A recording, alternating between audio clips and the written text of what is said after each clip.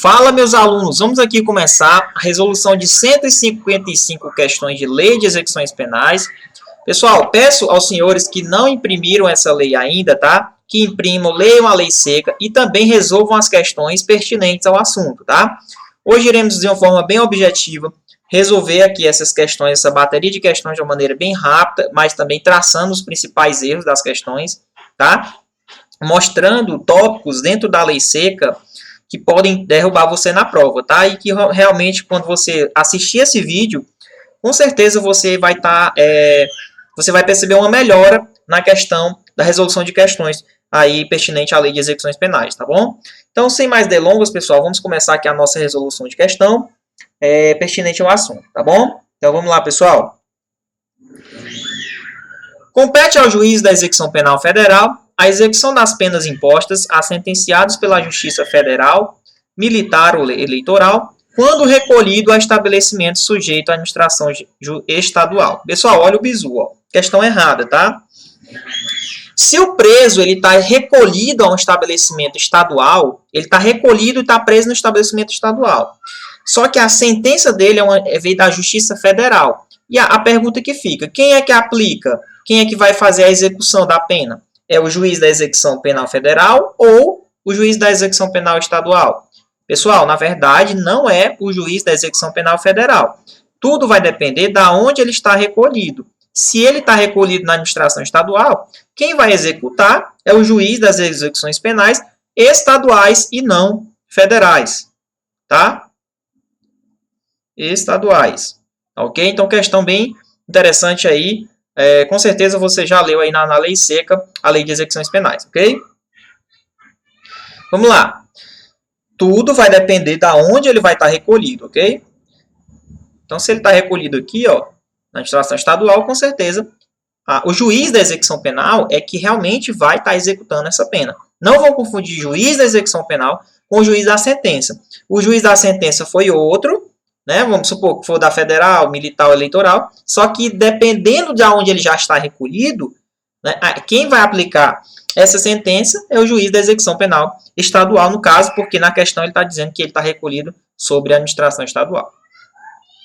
O Estado poderá recorrer à cooperação da comunidade. Pessoal, quando falar em cooperação da comunidade, tá certo?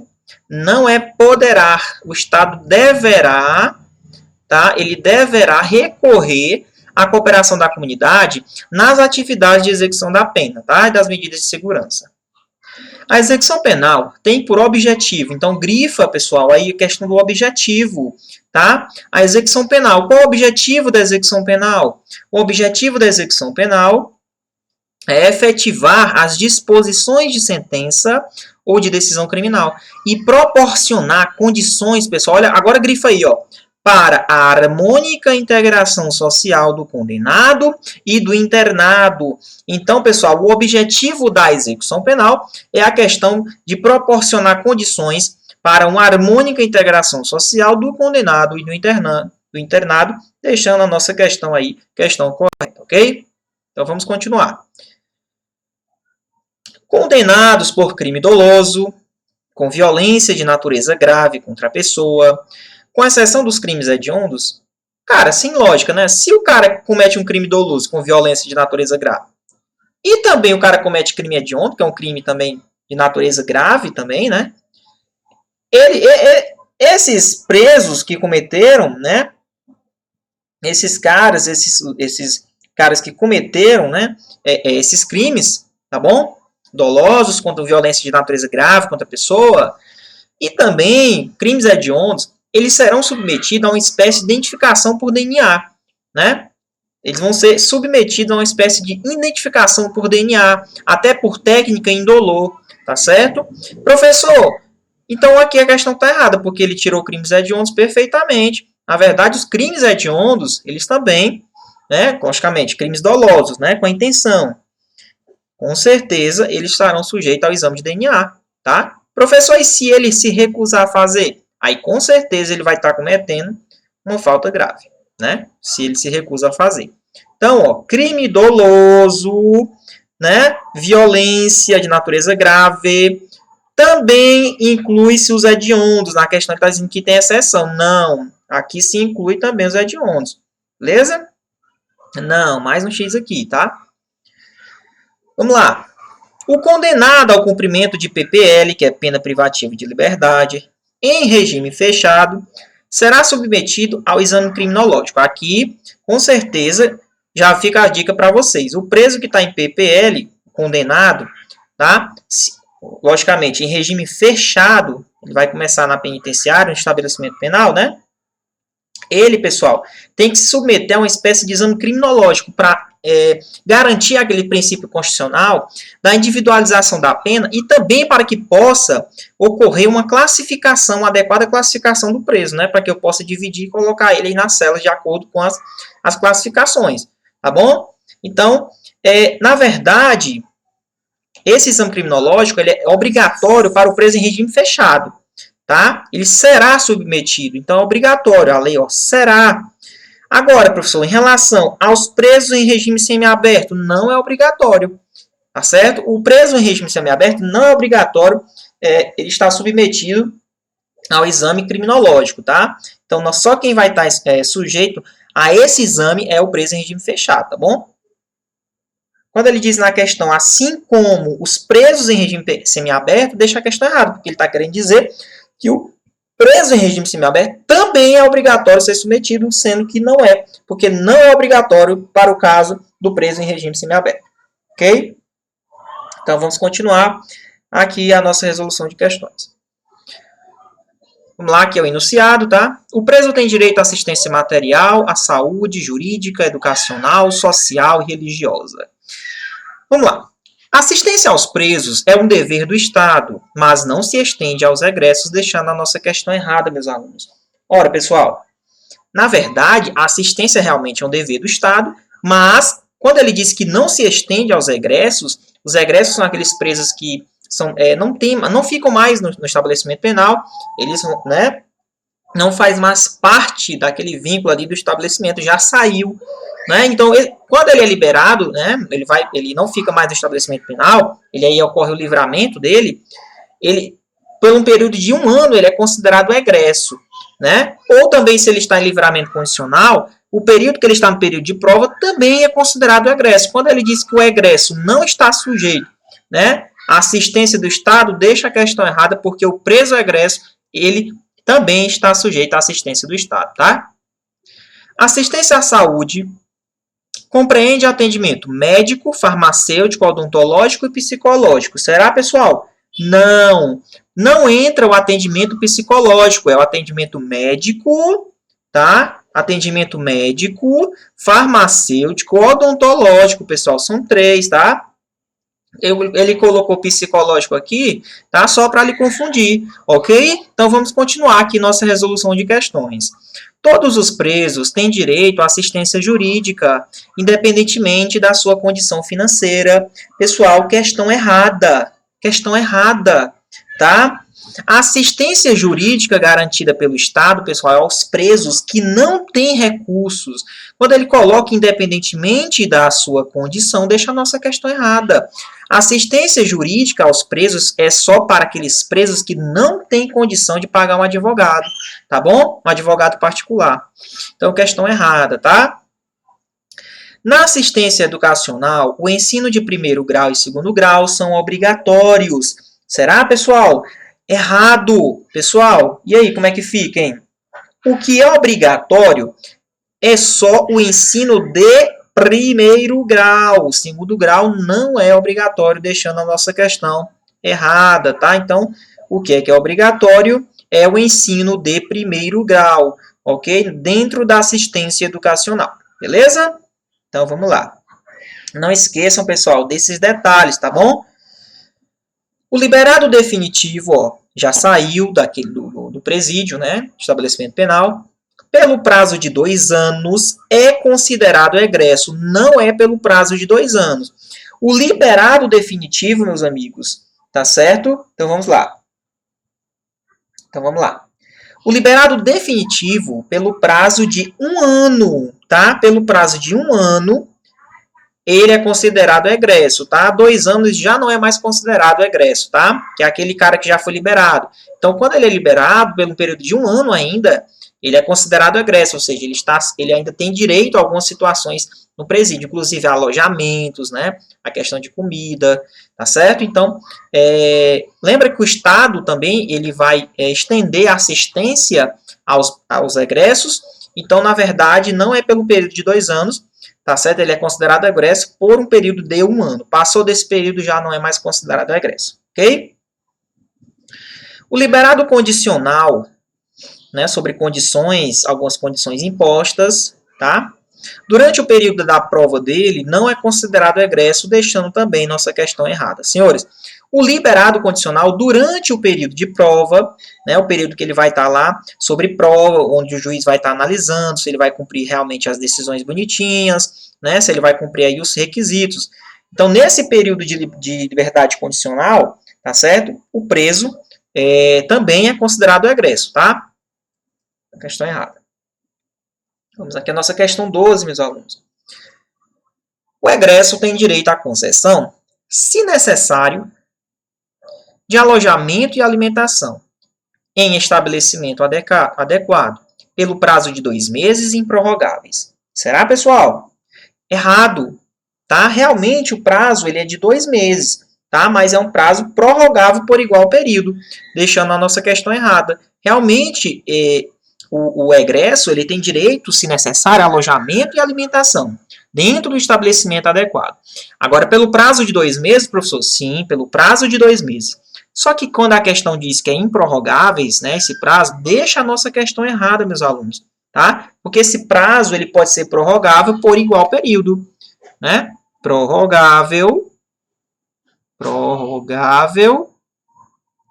tá? Por igual período, tá? Período. Prorrogável por igual período, ok? Então, professor, qual é o prazo máximo em relação à questão de dar um alojamento para ele e alimentação? Se é prorrogável por igual período, então o máximo que pode ficar é, no caso, 4 meses. É isso? 4 meses. Ok? Se for prorrogado, tá bom? Então, quando ele diz que é improrrogável, deixa a questão errada. O trabalho tem finalidade educativa e produtiva. Então, vamos lá. Perfeito. E será remunerado mediante prévia tabela, não podendo ser inferior a 3/4 do salário mínimo, questão correta. Então, você vai anotar no seu material, tá certo? Que o trabalho ele tem uma finalidade educativa e também uma finalidade produtiva. Professor, recebe dinheiro? Sim, ele é remunerado, tá? O trabalho do preso ele é remunerado. Então, você vai puxar aqui, ó, colocar esse símbolozinho aqui do dinheiro, tá? Porque ele é remunerado, tá? Professor, ganha quanto? Bom, não pode ser inferior a 3/4 do salário mínimo. Então, é um prazo que você tem que saber, que é esse 3/4 aqui, relativos ao salário mínimo, tá bom? Questão correta. A prestação de serviço à comunidade será remunerada? Não, tá, pessoal? Prestação de serviço à comunidade, ela não é remunerada, tá? Ela não vai ser remunerada. Então, vocês vão anotar isso aí no material de vocês, tá bom? Prestação de serviço à comunidade, ela não é remunerada. Condenado à pena privativa de liberdade, está obrigado ao trabalho na medida de suas aptidões e de sua capacidade. Ok? Questão correta, pessoal. Realmente, o condenado à PPL, né, que é a pena privativa de liberdade, ele está obrigado, sim, tá? Ele está obrigado a trabalhar. Professor, mas na medida de suas aptidões e sua capacidade. Então, o cara que está condenado à pena privativa de liberdade, a regra é que ele está obrigado a trabalhar, tá bom? Para o preso provisório, o trabalho não é obrigatório e poderá ser executado dentro do interior do estabelecimento e fora do estabelecimento, deixando a nossa questão errada, tá? O preso provisório, pessoal, ele trabalha só se ele for trabalhar, né? Interna. Porque o trabalho para ele não é obrigatório, tá? Então, vocês têm que fazer essa pequena diferença aí, tá bom? Em relação à lei de execuções penais e saber que para o preso provisório, trabalhar não é obrigado, tá? Agora, para o preso condenado a pena privativa de liberdade, ou seja, o cara foi condenado, diferente do preso provisório, ok? Então, se ele for trabalhar somente dentro, ou seja, no interior do estabelecimento, ok? O trabalho externo será admissível. Trabalhar fora do presídio, olha que interessante. Para os presos em regime fechado. Então, pessoal, o trabalho externo ele é admissível para os presos em regime fechado, tá? Somente em serviço ou obras públicas realizadas pelos órgãos da administração direta ou indireta, ou entidades privadas, desde que tomadas as cautelas contra a fuga em favor da disciplina. Pessoal, questão correta, tá? Questão correta, realmente o preso que está em regime fechado, ele pode trabalhar externamente. Agora, somente em serviços, obras públicas, que é realizada pela própria administração direta ou indireta, tá bom? Ou também de entidades privadas. Agora, essas entidades privadas têm que tomar as cautelas contra a fuga em favor da disciplina, também a administração direta ou indireta. Tem esse requisito que a própria lei ela fala. Então, questão correta, tá bom? Vamos lembrar, pessoal, que esse trabalho externo em relação ao preso em regime fechado, ele está condicionado ao cumprimento requisito de 1/6 da pena, tá? Para que ele possa sair para trabalhar externamente, ok? É um dever, uma obrigação do preso, tá? Adotar condutas opostas aos movimentos individuais, né? Ou coletivos de fuga ou de subversão à ordem ou à disciplina. Pessoal, questão correta, tá? Questão correta. Realmente é um dever do preso, tá certo? É um dever do preso, tá? Adotar condutas a movimentos individuais, tá certo? Movimentos individuais ou coletivos de fuga, né? Ou movimentos que destruam a ordem ou a disciplina, ou seja, ocorre a subversão à ordem ou à disciplina. Realmente, ele tem que adotar condutas opostas, ok? Condutas contrárias a esses movimentos, ok? Então vamos lá. É inconstitucional a indenização por parte do preso ao Estado. Olha aí que interessante, pessoal. É inconstitucional a indenização por parte do preso ao Estado das despesas realizadas com a sua manutenção, mediante desconto proporcional da remuneração do seu trabalho. O que ele está querendo dizer? Que a remuneração do trabalho do preso, ela pode ocorrer um desconto caso o preso, ele está dizendo que é inconstitucional, né? Caso o preso está sujeito à indenização por parte do Estado, tá? Ele vai ter que indenizar em relação às despesas que o Estado gasta com ele para manter ele no estabelecimento. Professor, quer dizer que eu posso descontar também da remuneração dele para custear as despesas realizadas com a manutenção dele? Será que é inconstitucional, pessoal? Não é inconstitucional, na verdade é constitucional, tá? É constitucional, tá? Isso aqui é constitucional, é permitido, pessoal. Realmente, o que ele ganha do trabalho dele é retirado um valor para custear as despesas realizadas com a manutenção dele no presídio, né? Ele tem que trabalhar para se manter lá, tá? Então, realmente, é constitucional, não é inconstitucional do jeito que a questão está dizendo aqui, tá? Deixando a nossa questão aí errada, tá? Então, muito cuidado com esses trechos, tá? Então, vamos lá, ó. Indenização por parte do preso ao Estado para custear sua manutenção dentro do estabelecimento, ok? Então, vamos lá. O preso tem direito à atribuição de trabalho e sua remuneração. Pessoal, com certeza, né? O preso ele tem direito a um trabalho e também receber pelo que ele trabalha, ok? O preso não tem direito à previdência social. O que é isso, meus amigos? O preso tem, sim, direito à previdência social. Ele diz que não tem, deixando a nossa questão correta, né? Na verdade, errada. Correta não. O preso, ele tem direito à previdência social. Tá bom? Ele tem direito sim. E é bom a gente lembrar que os documentos relacionados à previdência social, a parte dos documentos, ó, essa parte de documentação, a própria assistência social, tá? A questão da assistência social, ela vai dar de conta aí para providenciar esses documentos relacionados à questão da previdência, tá? Então, assistência social. Lembra que o preso tem direito à assistência social? Então, quando ele diz que o preso não tem direito à previdência, ele tem sim direito à previdência, ok? O preso tem direito à visita do cônjuge. da companheira, né, de parentes e amigos em dias determinados, assim como a entrevista pessoal e reservada com o advogado. E aí, pessoal, vocês marcaram o que aí nessa questão? O preso tem direito à visita do seu cônjuge, da sua companheira, parentes, amigos? Será? Será que ele tem direito a essa visita de amigos também?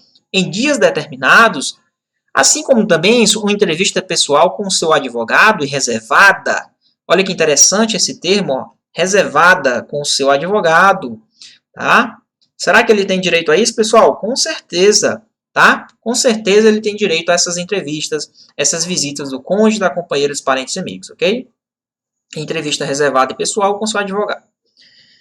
Então vamos continuar aqui, tá? O preso tem direito ao chamamento nominal e ao chamamento pelo número. Pessoal, questão errada, tá? Olha, a previsão, o preso ele tem direito, tá, ao seu chamamento nominal. Tá? Não tem essa previsão de chamamento pelo número, tá? Preso ele tem direito ao chamamento nominal pelo nome, né? Nome dele, tá? Muito cuidado com essa questão. O preso pode representar e peticionar a qualquer autoridade em defesa de direito, desde que com a presença do seu advogado. Errado, pessoal. O preso ele tem direito a representar e peticionar qualquer autoridade, tá? Agora, não tem essa de desde que com a presença do seu advogado. Ele não precisa do advogado para representar e peticionar qualquer autoridade, não, tá? Deixando aqui essa questão errada. O preso não tem direito de contato com o mundo exterior por meio de correspondência escrita, da leitura e de outros meios de informação que comprometam a moral e o bom costume. O que é que vocês marcaram essa questão, pessoal? O preso não tem direito de contato com o mundo exterior por meio de correspondência escrita, da leitura e de outros meios de informação que comprometam a moral e o bom costume. O que é que vocês marcaram aí? Pessoal, essa questão está correta. Observe, muitos poderiam ter marcado errado, mas observe. Ele não tem direito, né, a questão da cartinha, né, correspondência escrita, da leitura de outros meios de informação, que comprometam a moral e o bom costume. Então, na verdade, ele não tem direito. Se comprometer a moral e o bom costume, não é direito dele. Agora, se for uma correspondência escrita, né, realmente, essa leitura de informação, esses outros meios de informação, com o mundo exterior, se não comprometer a moral e o bom costume, então ele pode. Questão interessante. Aqui ele está dizendo que o preso não tem direito, né, dessa correspondência escrita, por exemplo, de outros meios de informação que comprometem. Realmente ele não tem direito não, tá? Se comprometer a moral e o bom costume, não tem direito. Bom? Então, o peguinha está no final aqui da questão. Ok? O preso tem direito ao atestado de pena a cumprir, emitido mensalmente sobre a pena de responsabilidade da autoridade judiciária competente. Pessoal, essa questão está errada. Tá? O preso realmente ele tem o direito ao atestado de pena a cumprir, mas esse atestado ele não é emitido mensalmente, tá? Ele é emitido, pessoal, anualmente. Anualmente, tá? É um atestado que é emitido anualmente, então aí a gente consegue visualizar mais uma vez o erro da questão, ok? Então, muito cuidado com esses detalhes, tá bom? Existe o cometimento de falta grave. Lembrando que a LEP traz só falta grave, tá, pessoal? Lá no decreto, o Regulamento Penitenciário Federal, ele traz aí as questões das faltas médias e as leves, tá?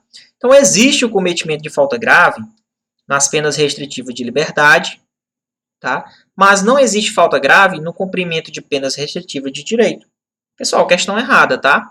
Existe o cometimento de falta grave tanto na PPL quanto nas restritivas de direito. Tá bom? Então, existe falta grave nas duas.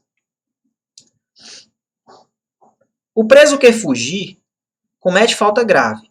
Diferentemente do preso que tentar fugir, comete falta leve. Errado. Até porque a própria LEP não prevê falta leve. Tá? Pessoal, olha que interessante. Na LEP, fugir ou tentar fugir é falta grave, tá? Diferentemente do Código Penal, que quando você a tentativa ela é punida com a mesma pena do crime consumado, com a redução de pena. Aqui na LEP não. Se você foge ou tenta fugir, na verdade não existe a diferença, tá? Você comete falta grave. Beleza? É falta grave possuir instrumento capaz de ofender a integridade física de outro. E aí, pessoal? Questão errada. Errada, professor? Por quê? Bom, você pode até possuir um instrumento que ele é capaz de ofender a integridade física. Por exemplo, emprestar o barco. Ué, tem lâmina. Agora, cuidado. É falta grave você possuir um instrumento capaz de ofender a integridade física indevidamente. Você pode até ter, mas tem que ser devidamente. Agora, indevidamente. Você pode até ter, mas é falta grave só se você possuir esse instrumento indevidamente. Bom? Peguinhazinha de prova aí. Ok? Indevidamente. O preso que tiver em sua posse utilizar ou fornecer aparelho eletrônico de rádio ou similar que permita a comunicação com outros presos ou com o ambiente externo comete falta média. E aí, pessoal, o que vocês marcaram aí? Pessoal, o preso que tem em posse um aparelho telefônico, ele não comete falta média, ele comete falta grave, né? Um rádio similar, até mesmo chip, tá? Até mesmo um chip de celular já caracteriza o cometimento de falta grave, tá? Falta grave. Não constitui falta grave a posse de chip, já está errada, tá? Já está errada. É falta grave, sim, você ter um chip de celular no interior de um presídio por parte do preso. Bom? A prática de fato definido como crime doloso no curso de uma execução penal caracteriza falta grave, independentemente do trânsito em julgado de uma eventual sentença penal condenatória. O que é que vocês marcaram, senhores, aí nessa questão? Vamos lá. Senhores, quando o preso ele comete um crime doloso durante o cumprimento da pena, tá? Vai caracterizar falta grave, sim, independentemente desse crime não ter passado em trânsito em julgado, ou seja, não houver a condenação definitiva dele. Só o fato dele cometer o crime doloso já é o suficiente aí para caracterizar essa falta grave, tá? Então, realmente, quando ele diz que é praticado a falta grave, né? Caso ele cometa um crime doloso durante a execução da pena, e esse crime, logicamente, vai caracterizar a falta grave, não precisa eu esperar a sentença da pena desse crime aqui, ó, para que eu caracterize a falta grave. Essa caracterização que ela independe do trânsito em julgado do crime que ele cometeu, tá? Uma questão bem recorrente em prova, pessoal. Muito cuidado, tá? Independentemente do trânsito em julgado de uma eventual sentença penal condenatória, ok? Então, questão correta. O prazo prescricional para apurar falta de natureza grave é de 4 anos. Será, pessoal? Olha que questão interessante.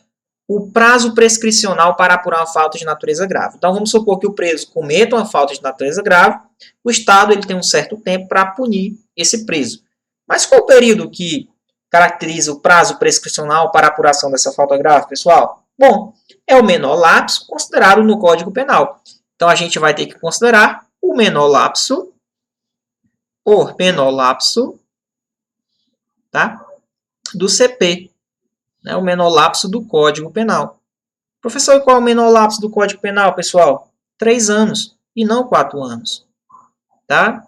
Então, o prazo prescricional para o cometimento da questão da falta, né? Para apurar essa falta de natureza grave, o Estado tem 3 anos aí para apurar, tá? Senão vai estar sujeito à prescrição. Professor, que interessante, é o menor lapso previsto no Código Penal, que é esse lapso aí de 3 anos, ok? Bem interessante, né? Então, questão errada, né?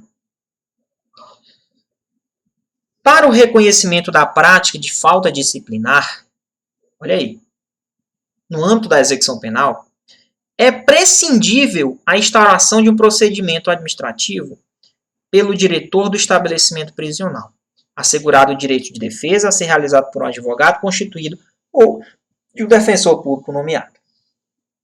Pessoal, quando um preso comete uma falta disciplinar no âmbito da execução penal, não é prescindível. Professor, o que é prescindível? Toda vida eu me confundo, professor, em relação a isso aqui. Pessoal, não é prescindível, tá? É imprescindível.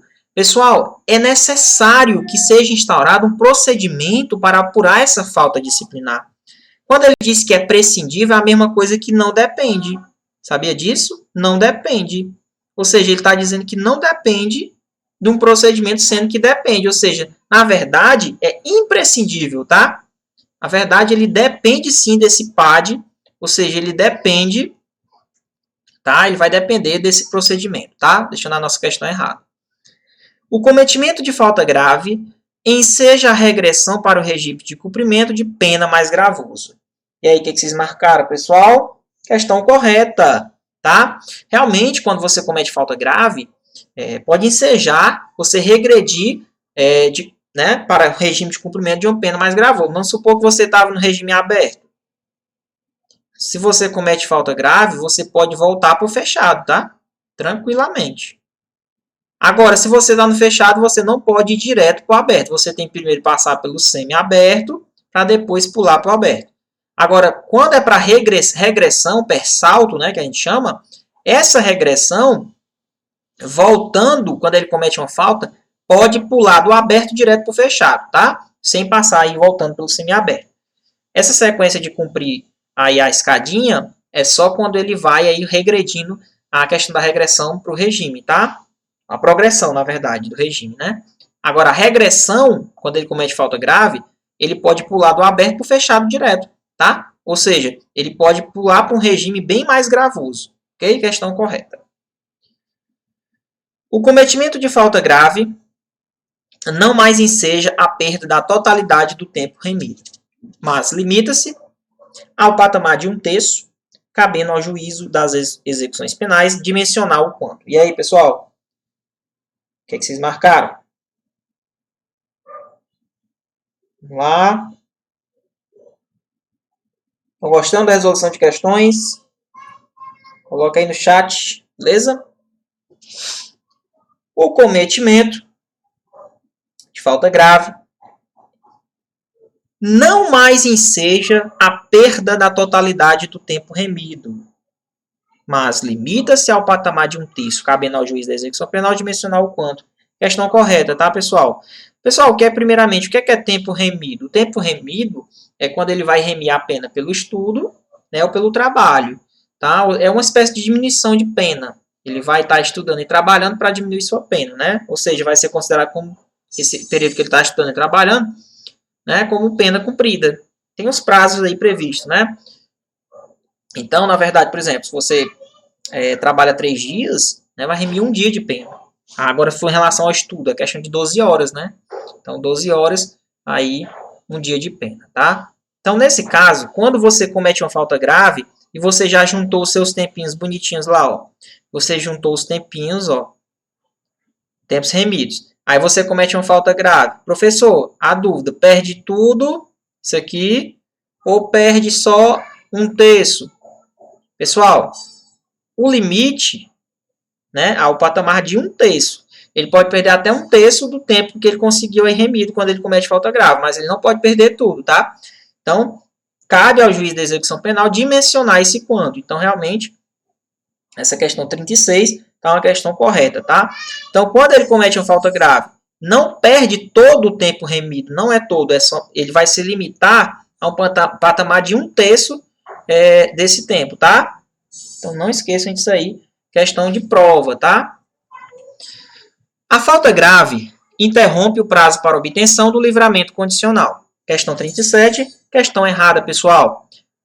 Quando você comete uma falta grave, bizu só vai zerar a questão da progressão de regime, viu? Tá? Só a questão da progressão de regime. Pessoal, quando você comete uma falta grave, ó, vou fazer um bizuzinho aqui, ó. Não. O que é que não vai interromper quando você comete falta grave? Não interrompe no induto, Não interrompe no indulto. Não vai interromper na comutação de pena. Comutação de pena. E não vai interromper no livramento condicional.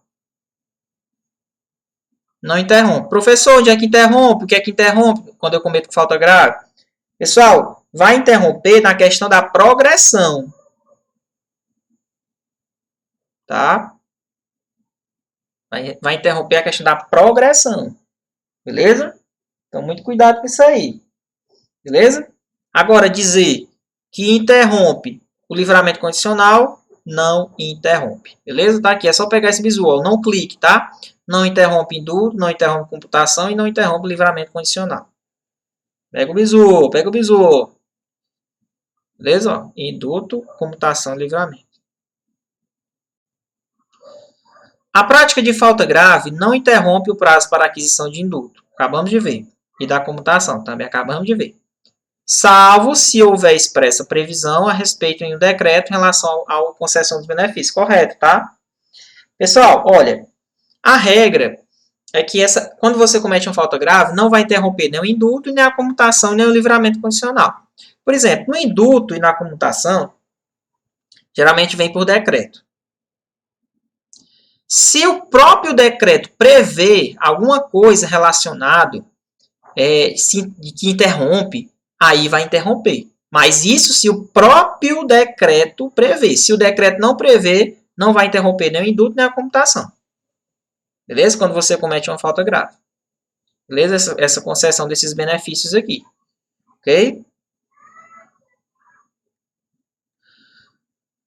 A prática de fato previsto como crime doloso constitui falta grave, com certeza. E quando ocasionar subversão da ordem da disciplina internamente, sujeitará o preso condenado, nacional ou estrangeiro, com exceção do preso provisório, sem prejuízo da sanção penal, ao RDD, famoso regime disciplinar diferenciado. Certo? Pessoal, a questão aí está ok, hein? O que vocês marcaram? A questão está errada, tá? Senhores, quando um preso comete um crime doloso, eu vou até anotar aqui rapidinho para vocês. Ó. Crime doloso.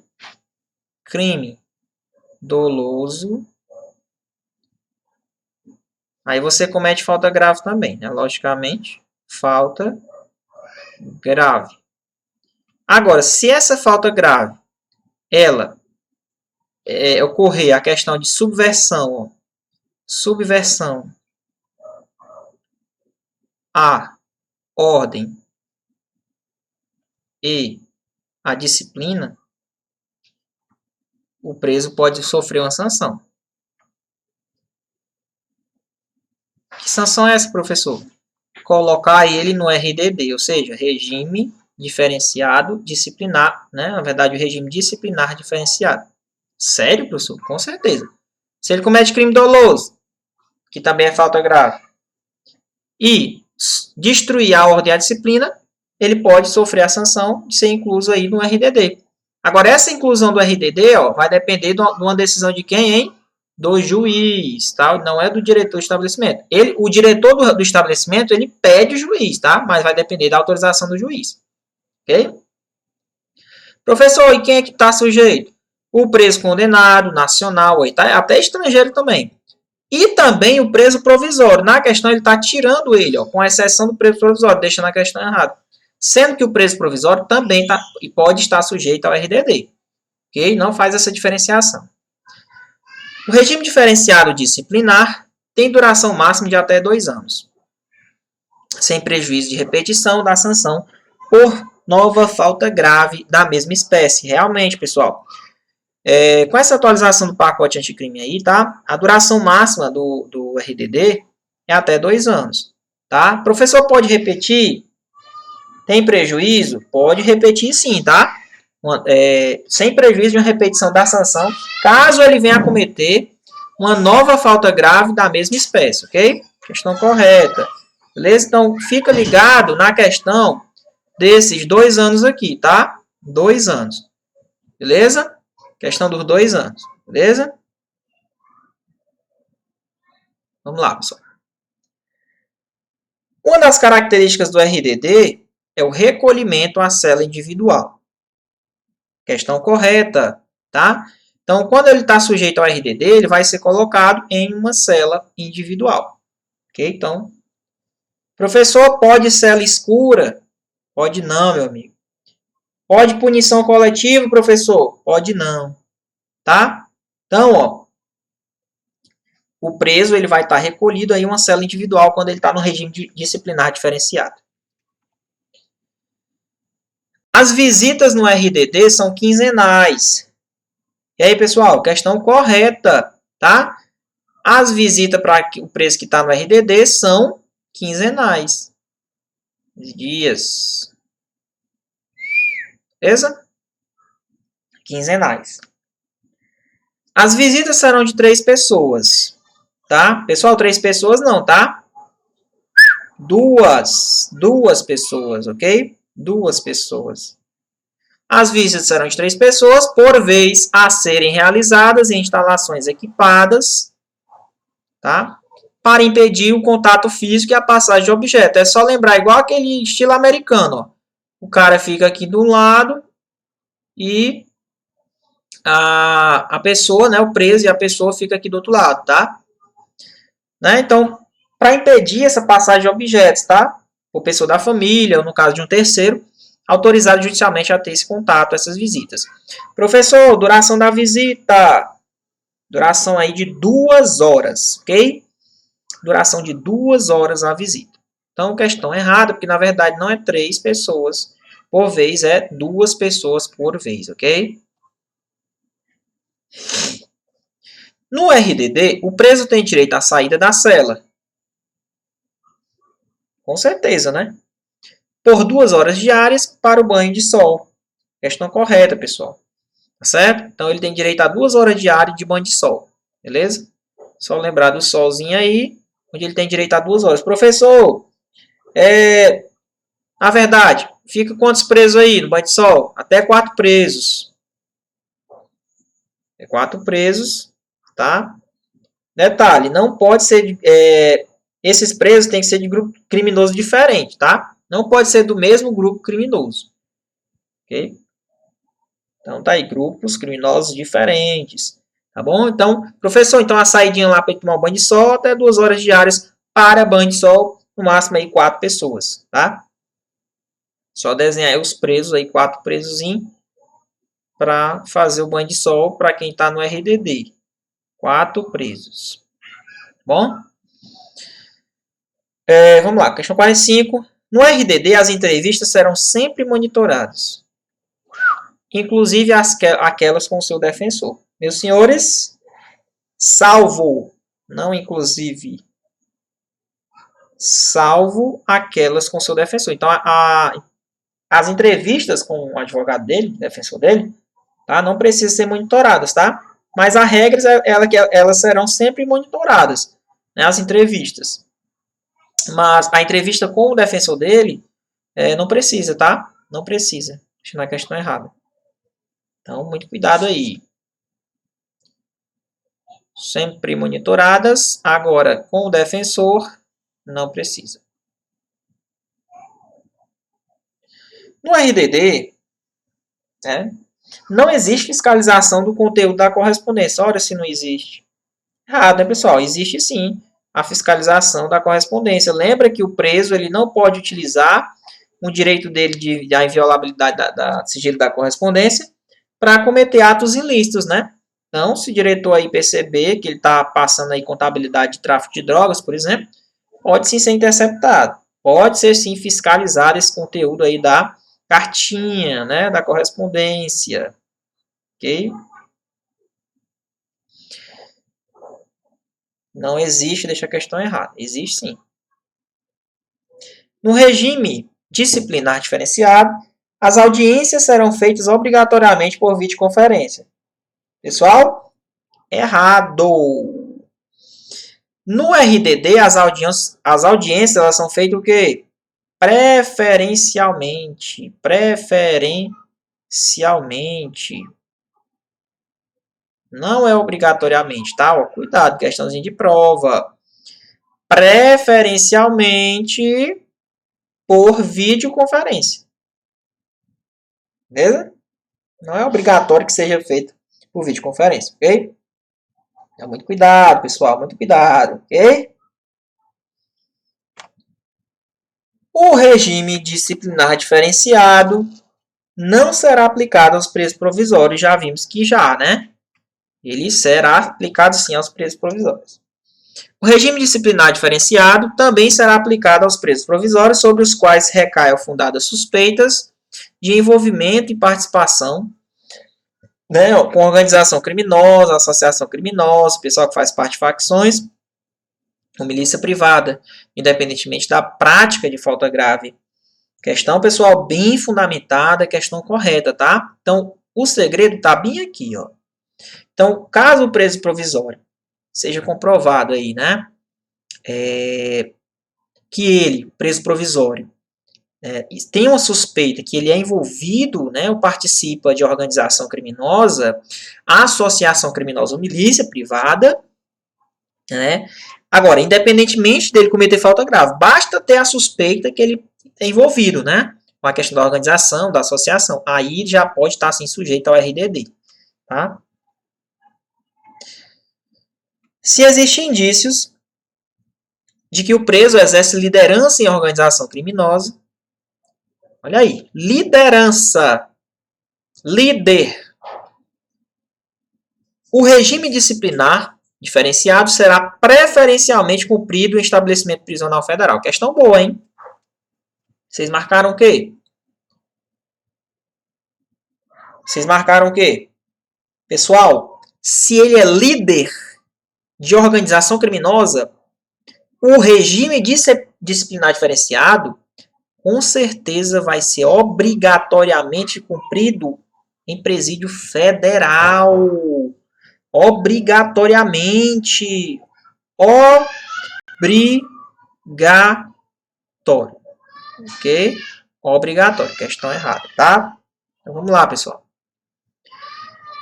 O regime disciplinar diferenciado, que é o RDD, RDD, não poderá ser prorrogado. Já aqui, já de cara, deixar a questão errada, né?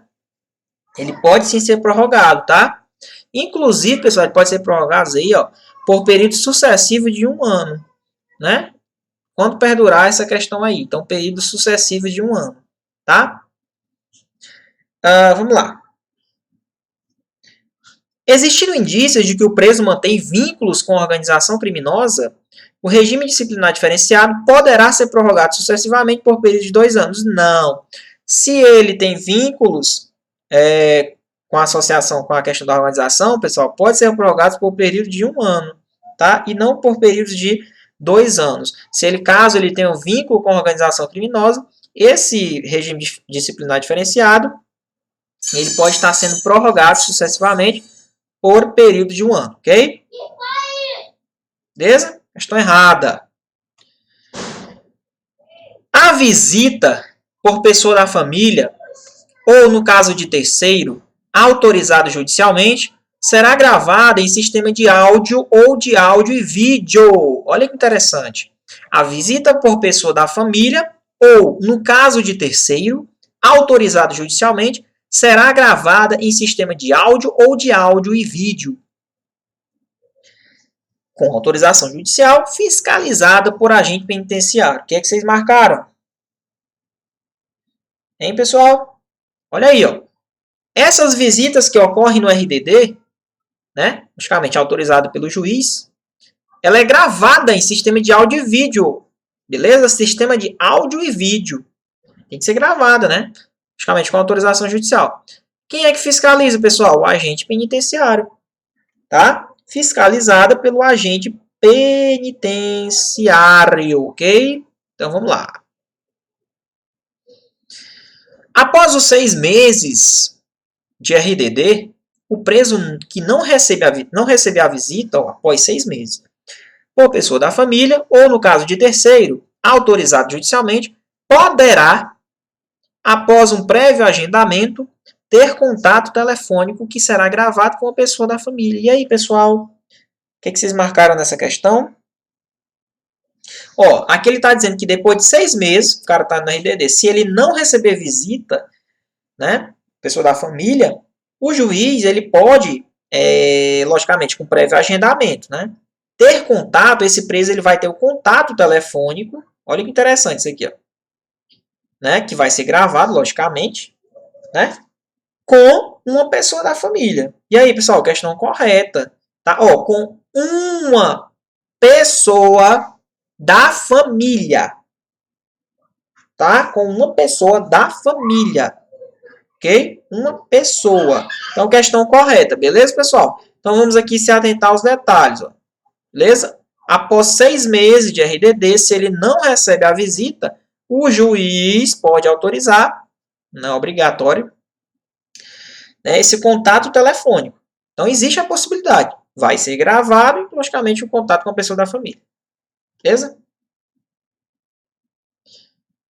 A advertência verbal e a repreensão são sanções que os presos podem estar sujeitos, mas de forma alguma o preso pode ser isolado na própria cela ou em local adequado nos estabelecimentos que possuam alojamento coletivo. O que vocês marcaram, pessoal?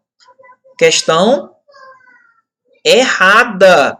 Beleza? Realmente a advertência e a repreensão, elas são sanções, né? Os presos eles podem estar sujeitos à advertência e repreensão. Mas, de forma alguma, o preso pode ser isolado na própria cela. Quando ele diz isso, deixa a questão errada. Mas, de forma alguma, o preso pode ser isolado na própria cela. Errado. O preso pode ser isolado, sim, na própria cela. Inclusive, pelo diretor do estabelecimento, viu? O diretor, tá? Ele pode isolar, tá? Ele pode isolar o preso, tá? Na própria cela, em um localzinho adequado, nos estabelecimentos que possuam alojamento coletivo. Tá bom? Então, questão errada, porque na verdade ele diz que não existe a questão de isolamento na própria cela, sendo que existe. A inclusão no RDD constitui uma sanção, com certeza, que só depende de uma autorização do diretor. Não! Negativo. Negativo. Tá? Essa autorização no RDD, pessoal, o diretor, ele faz o quê? O diretor, ele faz um requerimento para o juiz das execuções e o juiz é que realmente autoriza a questão da inclusão dele no RDD. E não é uma sanção que só depende de uma autorização do diretor, tá? Precisa fazer o requerimento ao juiz, tá? Das execuções, ok? Estou errada. Então, vamos continuar, né? O Conselho Nacional de Política Criminal e Penitenciária e o juiz da execução são órgãos de execução penal.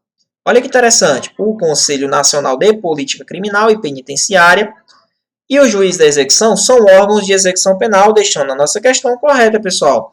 Tá? O Conselho Nacional de Política, né, e também o juízo da execução são órgãos da execução penal. Ok?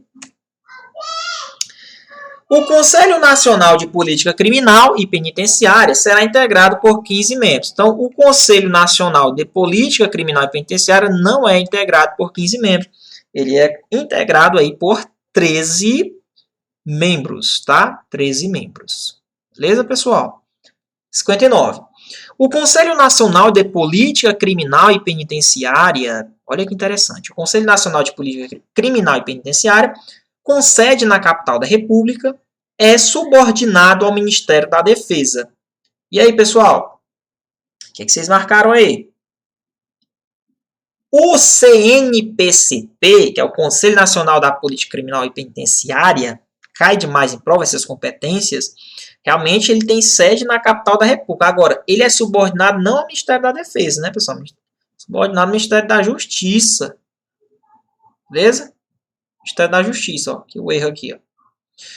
Uma das competências do CNPCP é propor diretrizes da política criminal quanto à prevenção do delito, né?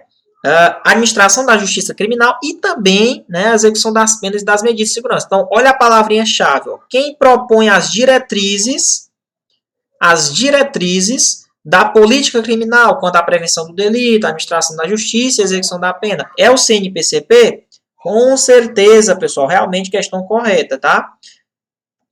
Beleza? Então, a palavrinha-chave, professor, diretriz. Aqui é questão altamente decoreba.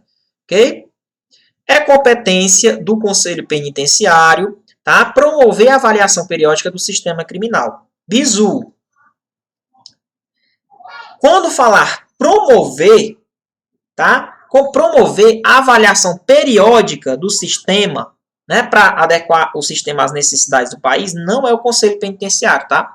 Isso aqui é competência de quem? Do CNPCP. O que é isso, professor? Conselho Nacional de Política Criminal e Penitenciária. Então, as questões de prova, elas podem estar misturando essas competências, beleza? Então, ó, é competência do Conselho promover a avaliação periódica do sistema. Quem faz essa avaliação periódica do sistema é um conselho que vai analisar, né, a questão do sistema criminal para adequar às necessidades do país, ok? É competência do Conselho da Comunidade, olha aí, agora já um outro órgão, Conselho da Comunidade. Estimular e promover a pesquisa criminológica. Pessoal, mais uma vez, quem estimula e promove a pesquisa criminológica não é o Conselho da Comunidade, é o CNPCP, né, que é o nosso famoso Conselho Nacional de Política Criminal e Penitenciária, que é integrado por 13 membros, tá bom? Conforme visto durante a aula. Então, é uma competência do CNPCP, Conselho Nacional de Política Criminal Penitenciária, e não aí do Conselho da Comunidade, tá? Estimular e promover pesquisas criminológicas, ok? Senhores, a gente vai pausar, tá certo? O vídeo aqui, na questão 62, e no próximo vídeo a gente vai dar continuação à resolução das questões, ok?